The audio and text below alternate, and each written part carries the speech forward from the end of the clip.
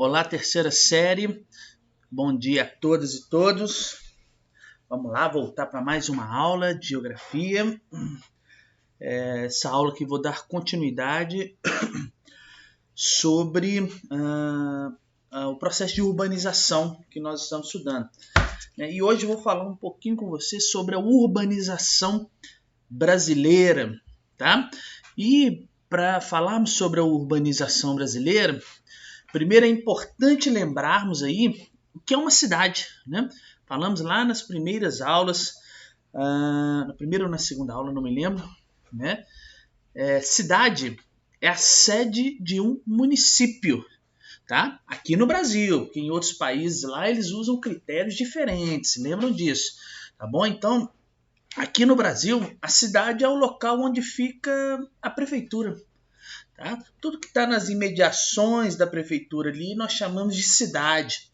Nós chamamos de meio urbano. Tranquilo?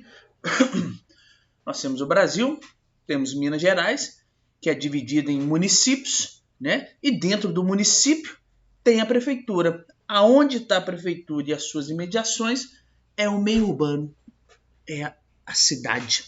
Tá bom? Pessoal, nesse contexto, então, eu vou deixar essa outra imagem de fundo aqui para a gente poder. Eu já vou só falar, tá? Vai ser uma aula bem breve, prometo a vocês. Tá? O Brasil aí se tornou predominantemente urbano na década de 60. Ou seja, na década de 60, finalzinho da década de 60 ali, mais de 50% da população estava residindo nas cidades. Tá? E para entendermos o porquê aí a população urbana a população brasileira, se tornou urbana, né, nós temos que lembrar sempre que existem aí fatores, né, sempre existem dois fatores que nós temos que analisar numa sociedade, né, que levam elas a se deslocar no espaço. Sempre vão existir fatores de atração e sempre vão existir os fatores de repulsão, tá bom? E quando eu penso, por exemplo, nos fatores de atração, ou seja, o meio urbano atraindo as pessoas para ele, eu tenho que lembrar primeiro do processo de industrialização brasileira. Tá? Então, o primeiro ponto que você tem que lembrar aí é sobre o processo de industrialização brasileira. Desculpa. E dentro do processo de industrialização brasileira, eu quero destacar dois aspectos. Primeiro, né, na primeira metade aí do século XX, mais ou menos 1930, né, década de 30, eu tenho Getúlio Vargas fazendo investimentos na indústria de base, né, desses investimentos que surgem aí, nesse contexto que surge a CSN, que vai surgir a Vale do Rio Doce, né? Que são indústrias de base, né? Mas o detalhe que você tem que saber aí. Então, é um fator atrativo, né? Está atraindo pessoas, surgimento e investimento em indústrias. Só que indústria de base, pessoal, elas não geram tanto emprego como uma indústria de bens de consumo, tá? Então, nessa época, é importante para o Brasil, nós frisamos no processo de urbanização, a primeira metade do século XX, aí, no Getúlio Vargas, né, quando ele investe na indústria de base. Né, nessa época, nós até tivemos um certo deslocamento de pessoas aí do meio rural em direção às cidades, ao meio urbano, tá bom? Mas o meio urbano ainda não era tão atrativo assim, tá ok? As pessoas estavam deslocando, mas não estavam deslocando em peso de forma tão acelerada como ocorreu, que eu vou citar agora o segundo ponto, que foi na segunda metade do século XX. Agora, na segunda metade do século XX, aí já na década de 50, mais precisamente, nós tivemos quem? Né, o rapazinho lá chamado Juscelino Kubitschek, tá? Juscelino Kubitschek que lançou aí o seu plano de metas, tá bom? E nesse contexto, a indústria, né, nesse plano de meta, nós vamos estudar, tá? Fiquem calmos, estou falando aqui, mas nós vamos ter um capítulo específico para trabalhar a industrialização brasileira e eu vou explicar melhor sobre planos de metas, esse tipo de coisa. Mas é importante você entender que na segunda metade do século XX, né, mais precisamente na década de 50, aí, o Juscelino Kubitschek, ele lança esse plano de meta e nesse contexto a indústria passa a crescer muito, principalmente a indústria de bens de consumo duráveis. E essa indústria gera muito emprego. E se essa indústria gera muito emprego, muito mais emprego do que a indústria de base, feita lá pelo Getúlio Vargas, ela acaba atraindo o quê? Muitas pessoas. E eu posso dizer que, além disso, esse fator, né, da indústria de bens de consumo crescendo muito, além disso, na virada ali da década de 60 para a década de 70, por exemplo, né, nós temos no Brasil o chamado milagre econômico. Crescimento industrial, geração de emprego, economia se desenvolvendo. E isso serve como fatores que vão atrair as pessoas para o meio urbano.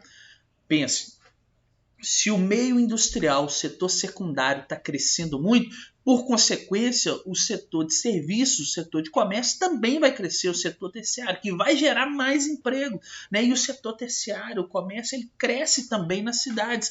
Tá? Então, olha como que a indústria desenvolveu, ela atraiu, né? Ela acaba fazendo um atrativo muito grande aí das pessoas, né? Para o meio urbano. Tá? E essas pessoas, elas têm que sair de algum lugar. E elas saem da onde? Do meio rural, que é o local, então, de repulsão das pessoas em direção ao meio urbano. No campo brasileiro, temos que lembrar aí, né, nós temos um histórico de concentração fundiária. As pessoas não tinham, e até hoje não têm acesso à terra. Só que, na década de 50... 60, na década de 70, nós passamos a ter também no campo, sobretudo pela tecnologia que estava surgindo, pelo processo de industrialização que o mundo passava, pela Revolução Verde que o mundo passava, que vocês vão estudar isso comigo também, um processo de mecanização do campo. E quando nós juntamos, então, concentração fundiária e mecanização do campo, não há o que ser feito no meio rural. Uma vez que ninguém tem terra, ninguém tem trabalho. Qual que é o resultado disso? Fatores de repulsão do campo. Repulsão do campo em direção ao meio urbano, que está tendo emprego para todo mundo, é outra história. Tá? Tá tendo emprego, tá tendo oportunidade, tá tendo uma melhor infraestrutura.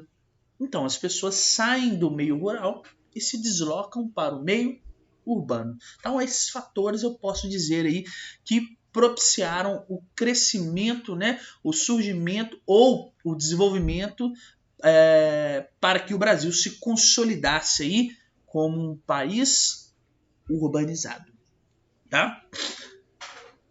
Por isso, né, olha, eu estou falando de décadas bem recentes, vamos dizer assim, por isso que o processo de urbanização brasileira ele é considerado recente. Por quê? Aconteceu sobretudo na segunda metade do século XX, né? Lembra? Década de 50 que eu falei com vocês? Então ele é considerado recente. Ele é considerado rápido. Perguntar na prova, você vai dizer que o processo de urbanização ele é considerado recente. O que aconteceu sobretudo, está concentrado sobretudo na segunda metade do século XX. Ele foi rápido, porque ao mesmo tempo que eu tinha fatores de repulsão no campo, eu tinha os fatores de atração na cidade. Então, ele aconteceu de maneira rápida. Foram concomitantes. Tá? Pra vocês terem uma ideia, o Brasil aí se urbanizando no século XX e a Inglaterra, por exemplo, começou o seu processo de urbanização no século XVIII. Então, olha a diferença. Tá? Então, uma urbanização recente, rápida e, consequentemente, se ela aconteceu de maneira simultânea, de forma rápida, ela foi desorganizada. Tá? Você pode escrever, você pode afirmar que a urbanização brasileira ela foi desorganizada.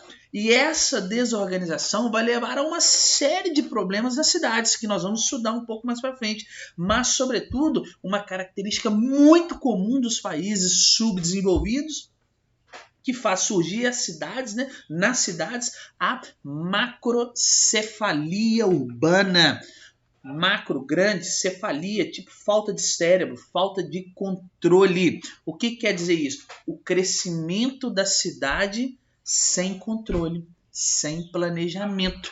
E o crescimento de uma cidade sem controle, a cidade vai crescer muito sem devido planejamento, muita gente indo para a área urbana, muita gente indo, a cidade não tem infraestrutura para manter isso tudo, a cidade não consegue crescer na mesma proporção do que as pessoas que estão chegando ali, tá?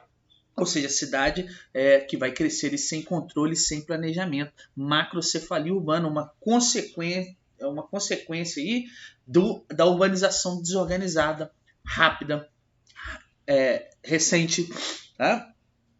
E isso, né, essa macrocefalia acaba, pessoal, por levar aí, né, as cidades brasileiras, é uma característica também dos países subdesenvolvidos, leva a uma grande extensão das periferias pobres, tá? Das áreas periféricas aí das cidades, né, as áreas consideradas pobres, tá? Favela, tá? Que não é pejorativo. Você pode dizer, você pode chamar como favela, ok? Além de ser rápida, recente, desorganizada, você pode afirmar também, né, que a urbanização brasileira ela ocorreu de forma concentrada. Por quê? A atividade industrial, a atividade econômica brasileira, ela estava concentrada em alguns locais. Ela estava concentrada, sobretudo, na região sudeste brasileira. Né? Ela estava concentrada em algumas cidades. Tá? E o que faz surgir nesse meio também, o processo de metropolização brasileira. Fazem surgir São Paulo, Rio de Janeiro, Belo Horizonte. Cidades, né, que se tornaram metrópoles, sobretudo porque a atividade industrial, a atividade econômica estava concentrada nessas cidades. Então, cidades que se tornaram atrativas, né, cresceram muito. Macrocefalia urbana, uma prova disso, né, que se você pegar aí onde estão concentrados o maior número de favelas, são nessas 3 cidades, Belo Horizonte, São Paulo, Rio de Janeiro. Por quê? Macrocefalia, desorganização, crescimento das periferias pobres. A cidade não tem infraestrutura para manter. Você vai criando vários processos de desigualdades dentro do meio urbano. Você vai criando vários problemas urbanos de infraestrutura, de transporte, de saúde, de educação, de habitação. Periferia crescendo. Periferia está diretamente relacionado ao surgimento de favelas. As 3 cidades aí com o maior número de favelas. Tá? E falando em metropolização, né, eu posso dizer que a metrópole, né, já até falamos um pouco sobre isso, a metrópole elas refletem um local, uma cidade onde concentram-se serviços, indústrias. Tá? Então, metrópole no Brasil, né, é um reflexo dessa concentração. Então, as metrópoles que nós temos no Brasil hoje são reflexos da concentração industrial e de serviços. Bom? E se eu estou falando de metrópole, é justo também eu entender que no Brasil existem as chamadas regiões metropolitanas. As regiões metropolitanas, elas se formam de uma cidade principal e as cidades vizinhas que estarão conurbadas. Tá? Então, cidades que estão conurbadas em torno de uma cidade principal. Tá bom? Lembrando aí, né, que a conurbação é quando você tem a mancha urbana, a cidade cresce tanto que você deixa de reconhecer onde termina e onde começa outra cidade. Mas não só esse caráter físico, né? A conurbação acaba resultando numa integração de pessoas, de serviços entre essas cidades que tiveram a sua mancha urbana unificada, tá? Não é só uma integração física entre as cidades, é uma integração social também, né? Integração de pessoas. As pessoas se deslocam nesse espaço, as pessoas usam serviços desses espaços. Então, né, a conurbação vai muito mais além do que meramente uma mancha urbana, tá? Um outro ponto que você tem que pensar sobre região metropolitana, né, uma cidade principal e cidades vizinhas conurbadas ao lado dela, que, apesar do nome região metropolitana, nem toda região metropolitana possui uma metrópole como cidade principal. Por exemplo, nós temos a região metropolitana do Vale do Aço. A cidade principal que tem lá é Ipatinga. Mas Ipatinga, segundo o IBGE, não é uma metrópole. Ela é a cidade principal daquele contexto. Então, região metropolitana não quer dizer que a cidade principal, no qual as outras cidades estão conurbadas no seu entorno ali, as cidades vizinhas, não quer dizer que a cidade principal é uma metrópole, apesar do nome região metropolitana, tá bom? É uma cidade principal. As regiões metropolitanas, pessoal, elas existem aí para poder facilitar uma administração pública conjunta, né? Já que as cidades estão crescendo, elas estão conurbando, né?